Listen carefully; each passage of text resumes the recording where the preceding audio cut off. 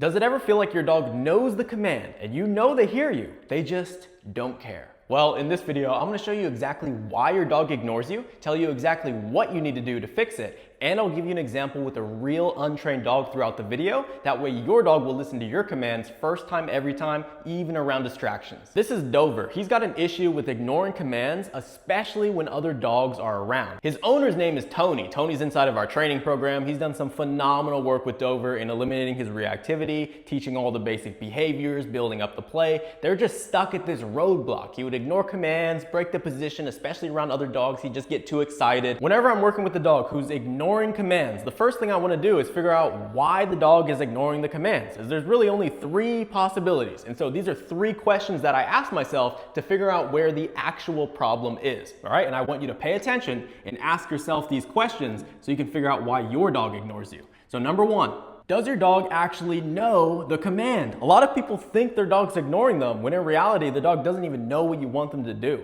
And so this is the first thing I check. When I met up with Tony, I knew that Dover struggled with heeling, which is when the dog is walking right at your side. He struggled with heeling, especially around other dogs. He'd get too excited, he'd break the position and all that, right?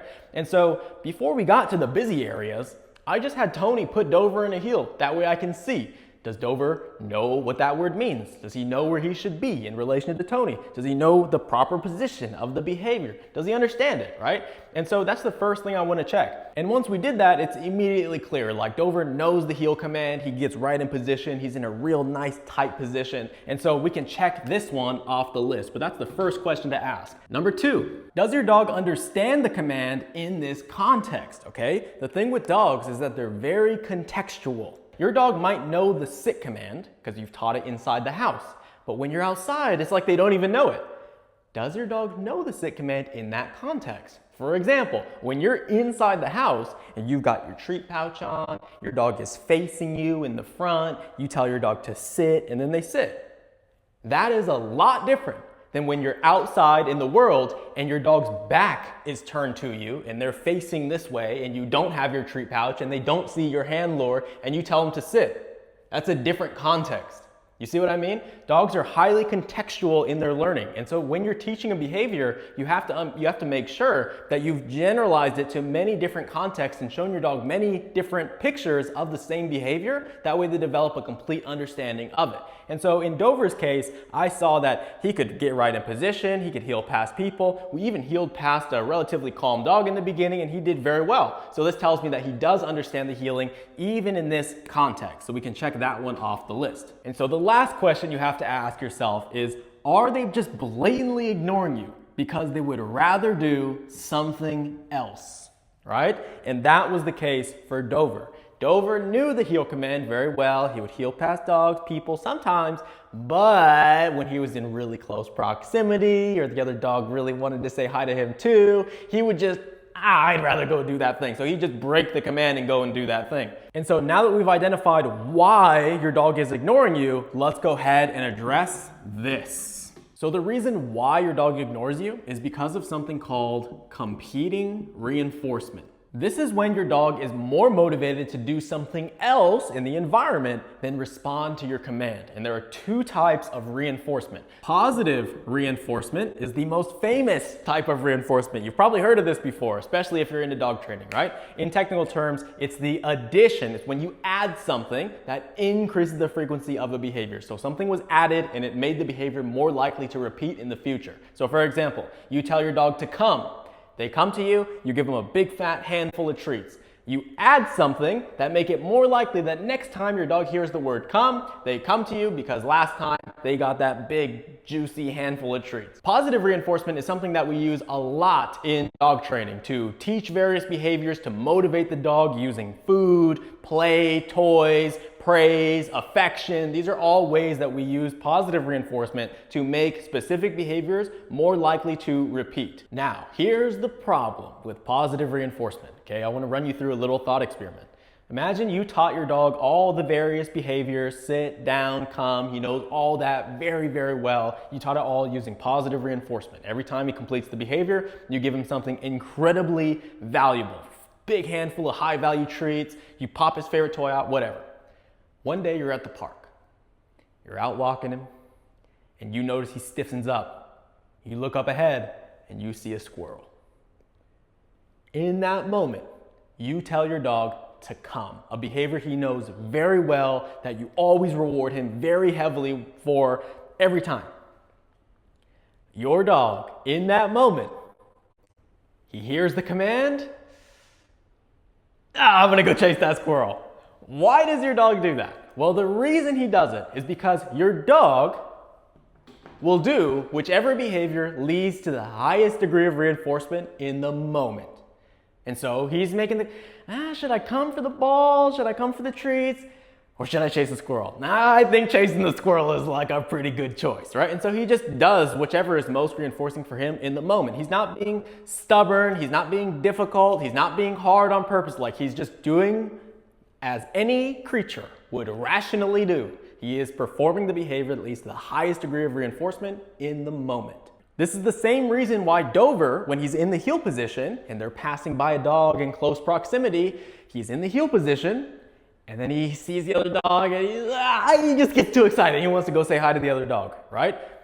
Saying hi to the other dog is way more reinforcing than just staying in the heel position. So why would he continue to do that? You see, this is where positive reinforcement starts to fall apart, is in the face of competing reinforcers, especially outside or in the environment. And this is where people usually think next like, oh no, how am I gonna be more valuable than the other dogs or the squirrels? You know, and trainers will even tell you this. They'll be like, yeah, you need to be more valuable. You need to be more rewarding to your dog than anything else in the environment. It's like very unrealistic, you know? Like there's always gonna be things that your dog would rather do. They don't always wanna listen to you. So how do you fix this? Well, let me introduce you to the most top secret, most powerful, most underrated concept in all of dog training. Negative reinforcement.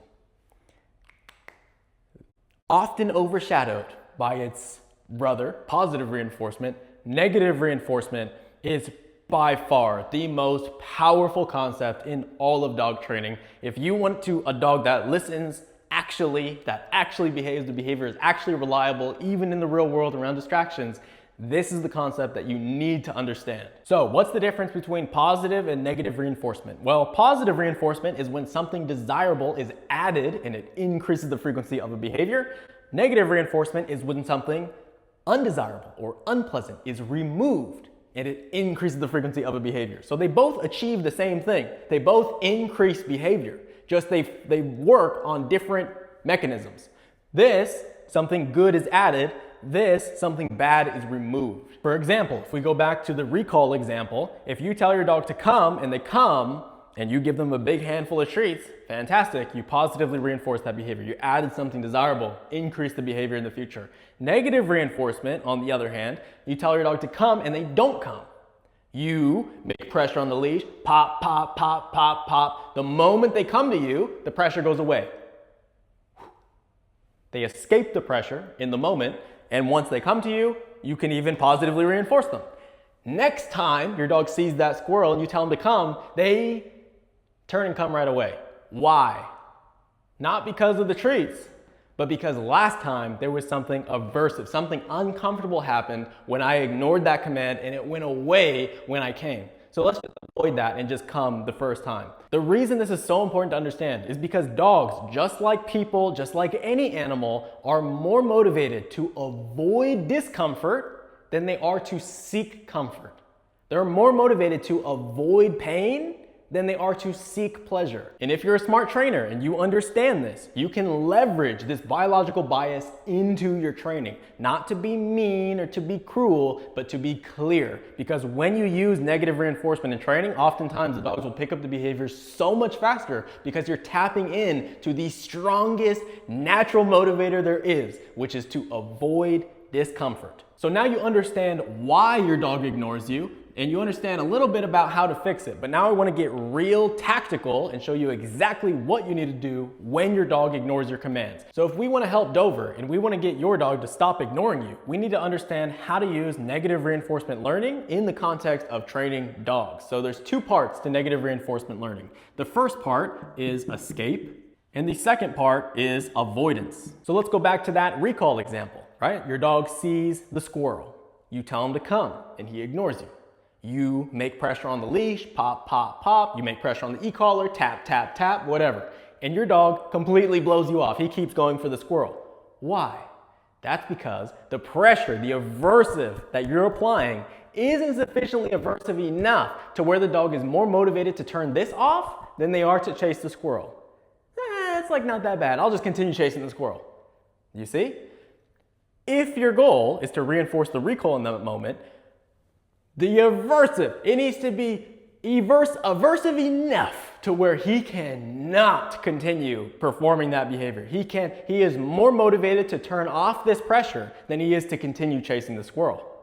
You see? So you increase the levels.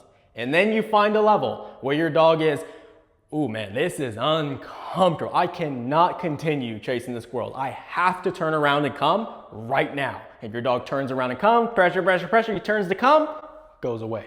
Your dog has escaped the pressure by performing the desired behavior, which is coming when called. Next time he sees the squirrel and you tell him to come, he just comes right away because he knows that if he doesn't come, there is that consequence waiting for him. And he does not want to experience that. And so he avoids it. You see, those are the two components of negative reinforcement learning, escape and avoidance, and you have to hit both if you want the behavior to be reliable. So now I'm going to play some clips from Tony's session, and I want you to pay very close attention on whether or not you think we're hitting escape and avoidance levels. So this is the beginning of our training session, and I want you to pay very close attention and try to identify what mistake you think Tony is making. So we'll let him be ahead, we'll let him be excited, totally fine. Then, right when we get like in between those trees, I want you to call him and do a heel. Just matter of factly. Just tell him to heel, get him in position, and then keep walking. Over, heel. Good. Ah. Did you make pressure on the e-collar there? I didn't, no. Okay. Next time he does that, make pressure on the e-collar. Okay. Good boy. Nope. Did you use the e-collar there? Yeah. What level? It's at a 12. 12? Go up. Go up to like a, maybe like a 18 or something like 18. this. Okay. Next time he does it, mark it with ah. And then like slow step, like how you did. Mm-hmm. And then stim. At the same time you say ah. Ah. Okay, Good. put your left hand on the leash. Like right hand on the leash handle. So hold the leash in your right hand, and then short leash on your left hand. This? Yeah, just like that. Now, next time when he gets ahead and you say ah, I want you to check him on the leash and stim at the same time. Okay. All right? Ah. He kind of caught himself there. Yeah, he did. Keep walking this way here. So we'll go over to the trees and then release him, let him do his thing. Release him here. Free. Nice. Good All right, so the boy. reason I want you to increase the levels is because the response that I'm looking for is I want him to get ahead, you make pressure, and he's like, oh shit. And he's like, all right, fuck, gotta get in the heel. Lock in. Okay. All right, that's the response I'm looking for. Go ahead and call him into a heel. Heel. Good boy. Good. Left hand, short leash. Good. When he gets ahead, Leave. ah. When he wants to leave the position, let him leave the position. Ah. There. What level were you on? 18. Go up. Go up to like a 24. All right. It's probably been the mistake I've been making is not having it high enough. Probably. There he goes. So he knows the position. Ah. Good. Nice. Good. Slow down. Good. Give him calm praise. Good Nice boy. job. Very nice. Good. Now release him. Free. Yeah, because clearly he knows the position very well. It's just sometimes he gets distracted. And Yeah. he's like, oh, I'll just wait until I get reminded.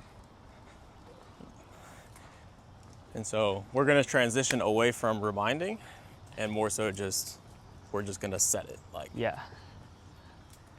Like, I told you to heel, you know how to do it. It's your job to do it. If you don't do it, there is a big consequence. Oh, cool, perfect. Dog. All right, you can go ahead and call him into a heel. Over. Heel. Nice. Now, if he gets nice out of position, heel. I want you to left hand on the leash. Good, short, good. If he gets out of position, mark with ah, make pressure on the leash, stem back into position.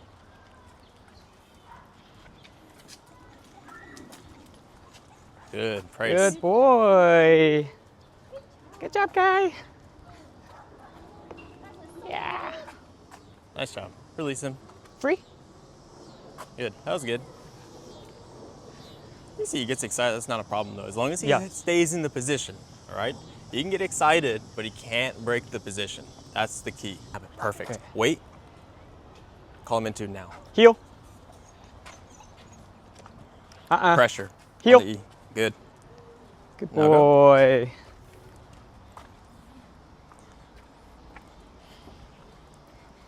Good, heel right past.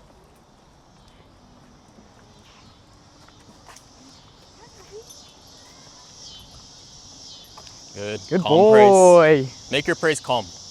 Good boy. Nice. Good. Yeah, now release him. Free. All right, if you walk past and good boy, you know, it's like, Right. oh yeah, you know.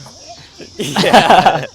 Yeah, so like with him, like, oh, sorry. I'll be a lot more calm. Just good. All Good right. job, man.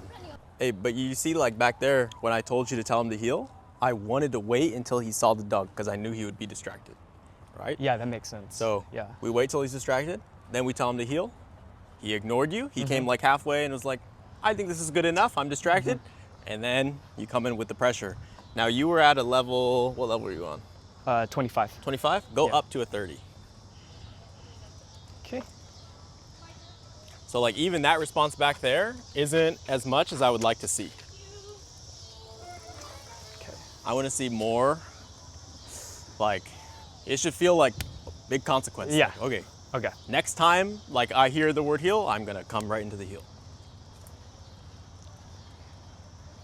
But yeah, have you been at like these type high levels before? Usually only whenever he's off leash and I'm preparing to stop him from like chasing something, Okay. like a rabbit or something. Then the highest I've been up to is like 40. Yeah. Have you ever And it been like works. this high for like a 30 for obedience? No, no. Okay. So That's yeah, I probably think that's part the of the main problem. thing really is just, Yeah. you know, making sure we're at levels where we can reach escape and avoidance, all right? Yeah, it makes sense. All right, so right up here, when you call him into a heel, I want you to just keep walking like forward. You don't Okay. have to stop, you can just keep walking. Oh, when I call him a heel? Yeah, yeah. Okay. Instead of walking back? Yeah. Yeah. You can just keep walking forward. So go ahead and call him into a heel here. Over, heel? Did you make Good. pressure there? Yeah. Good.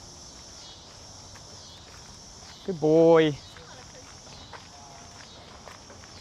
Go up to like a 35. We'll pass these dogs up here. Good And then boy. maybe we'll like turn around and follow them or something. Okay. I'll come on this side of you. Should I get closer to the dog or? Yeah, like where you are now is good. Okay.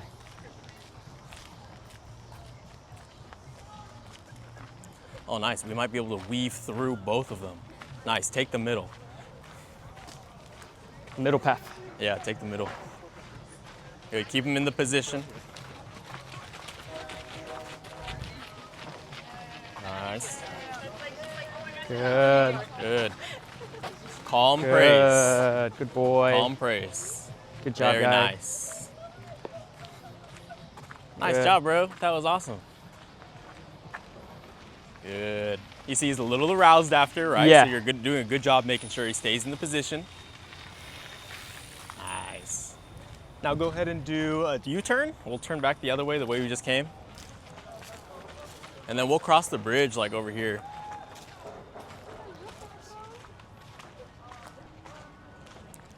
Nice job.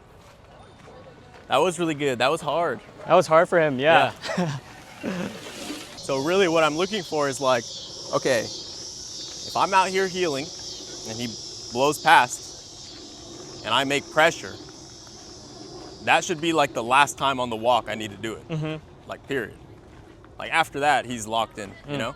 If that's the case, then good, I'm at the right levels. If he blows past again, okay, that's a clear sign I need to go up, right? Okay, especially earlier in the process with the e-collar, like overdoing it with the stim. Like, you mean But- too frequent, or do you mean think- like too intense? I think me and my partner were looking at him like after a few hard stims, and it seemed like he was shutting down a little bit. But Like, in what it could context? For like loose leash walking, or like obedience, or? It was obedience. Obedience? Yeah. The real key is, like, when you come in with the pressure, the dog has to know exactly where the pressure is coming from, why it's happening, and how to escape it, and then also how to avoid it. If he knows how to escape it in the moment and he knows how to avoid it in the future, there's clarity, there's no confusion. So he's in complete control, right? All right, so I'm editing the video and Tony just said something incredibly important. At the beginning of the session, you saw he started out on very low levels. He expressed in the beginning of the session that he thought he should probably be increasing them, but he had some resistance to increasing them because prior, when he first introduced the e-collar, he noticed a little bit of stress, some confusion, he noticed some shutdown behavior, right? And so since then, he's been afraid to increase the levels. Now, right now, we're at a level 3 times higher than he was at in the beginning of the session, completely shattering that obstacle that he was holding in his mind, right? That barrier. And so this is really the key takeaway, guys, is that if you're following good training that actually works, that actually makes sense, oftentimes you are the one preventing your own progress. It's not the training and it's not the dog. It's these little obstacles that you put in your way. So this is a really common thing. Like week 5, week 6 of the training in our program blueprint, this is when a lot of people, like this is when your dog knows everything. You're in the middle, you're training in high distraction environments. You're about to take off your dog's leash for the first time. Like you're proofing, like everything. This is when people, the obstacle they put in is this exact thing that Tony was struggling with, increasing the levels, the psychological hurdle of it. The fear, is this gonna create more stress? Is my dog gonna shut down if I increase the pressure, right? What you have to understand is that your dog will only shut down if they're unsure where the pressure is coming from, why it's happening, and they don't know how to escape it and how to avoid it. If they know exactly how to escape it and exactly how to avoid it, there's no stress, there's no confusion. In fact, it's the opposite. There is clarity because the dog is in 100% control of the outcome. You see? And so this is a really big obstacle that people get into, like week 5, week 6 of the training. They stay on those lower levels. They stay nagging the dog. They stay, I just remind the dog, I just like a tap on the shoulder. It's like, no, like we are not tapping the dog on the shoulder anymore. That is not happening. You see, you know the behavior through and through. You're just choosing not to do it. And so this is when you increase the levels substantially. Now, of course, caveats, your dog needs to actually know the behavior. You need to know what you're doing. You need to know when to make the pressure, how much pressure to make, and when to release it. You have to have some basic skills, okay? Don't go out and just start clicking buttons willy-nilly, because then you will create stress and confusion. Your dog will shut down, all right? But what I'm saying is, now at this stage, with Tony's current skills, with his dog's current skills, now is the time that you increase the levels and you hold them accountable to the behavior. You're no longer nagging them. You're reaching proper escape and avoidance levels. You don't want to have to carry around the e-collar all the time, do you? You don't want to have to constantly tap them on the e-collar like 50 times on your walk, do you? No, you want to forget about the e-collar. You want to be able to walk your dog. You got the e-collar. You leave the e-collar remote at home. You forgot about it. But it doesn't matter because you know your dog's obedience is reliable. That's what you want, right? And so in order to do that, you've got to reach proper escape and avoidance levels in the proofing, in the finishing stages of the training, just like this. And so, yeah, just wanted to make that very clear, okay? Okay, right here, go ahead and tell him to down. Or when he's distracted. Down, Stim, down, repeat it. down, Good. Good. Praise. Good. Nice job, buddy. Good boy. Now release him. Free. Good. And that's it. So we're just coming in a little bit higher, right? Yeah. Waiting till he's distracted. Come a little bit higher. Yeah, so like what you should see at this point in the training is that you have to correct him less and less and less. That's what you should see. Gonna go that way again? Oh, nice. Pass this dog. Pass this dog. Oh. Put him in a heel. Heel. Get him in the heel. Go over heel. Good. Good. Nice. There, got a little lost in the sauce there. Ah. A little distracted. That last one, just come in a little bit sooner with the stem, Okay. all right? Because there, he literally, he's like, saw the dog, and he like looked at, he was like, oh, but the dog is like right there. Like he literally thought about it, bro. And he was like, ah. This is too distracting. Nice, gonna call him a new heel. Go over heel. Good heel. Nice. Oh, boy. nice job, buddy. Good boy. Very good. Good All right, we'll boy. pass this dog Free. as well. We'll pass this dog too. Oh, That was so good, bro. that was good. You see, he came up and sniffed him, bro. That dog Yeah, did? he came up and sniffed him. Shit. And he knew too. And then he was like, I gotta stay in the heel. Nice, call him to do a heel here. Go over heel. Nice, keep walking, keep walking. Good. Yeah. Hand on the leash, very good. We'll pass on this side now, pass on the left side. Oh, Good boy. he is. Good Easy, boy.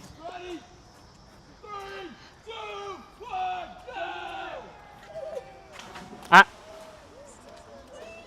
Very good. Very Good job, guy. Nice calm praise. Good job, guy. And we'll keep walking past these people. Nice. Good. Perfect. Good.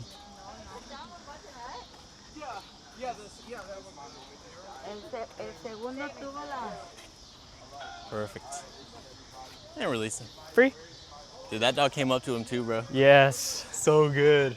So good.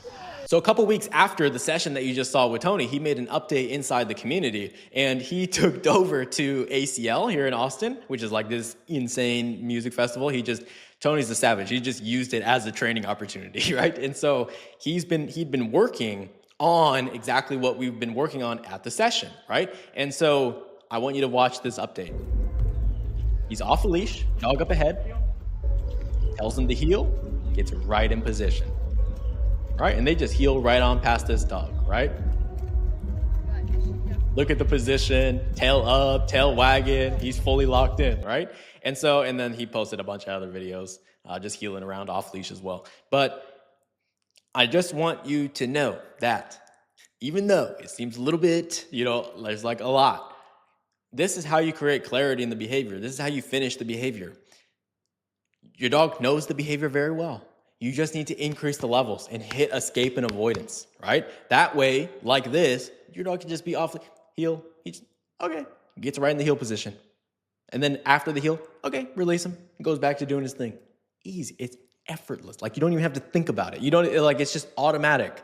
If you want that, you have to do it. Like negative reinforcement is the sauce to get it reliable, all right? Now this is just one tool in our dog training toolkit. If you wanna see our entire training system, how we take any dog from being reactive, out of control, pulling on the leash to fully off leash trained using tools like this and many more, check out this video up next.